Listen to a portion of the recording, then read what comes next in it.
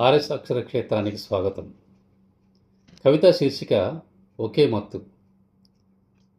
రచన doctor ఏను Narasimha Reddy IAS. పఠనం professor బాణాల శ్రీనివాసరావు. రాసిన గేయాలను ఎవరైనా గుర్తుకు తెస్తే రాయలేకపోతున్న గాయాలు గుర్తొస్తున్నాయి. మనం అశోకవనం అయి తీరాలని వాళ్ళ పంతం. సరయూ నదికి గోడ కట్టాలని వాళ్ళు కాంక్రీట్ నూరుతారు. స్వప్న సౌధం మత్తు తయారీదారుల వశమైందేమిటి?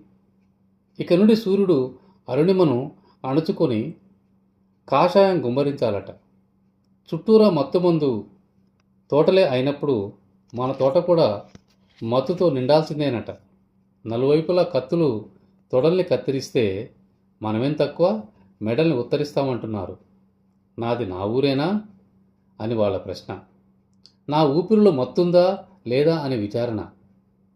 నా మూలాలనెలా చిత్రించూపను, నా డిఎన్ఏనెలా వాళ్ళ డేటాలోకి ఎంటర్ చేయను, నా మట్టి గింజలనెలా నెత్తికెత్తుకోను. మనకు ఐడి కావాలన్నారు, ఆధారు తప్పదన్నారు. మరిప్పుడు ఒకంత మత్తు కూడా ఉండి తీరాలంటున్నారు. వెర్రి తలకెక్కకుండా ఉంటే జాతిపితను హత్య చేసిందెట్లా?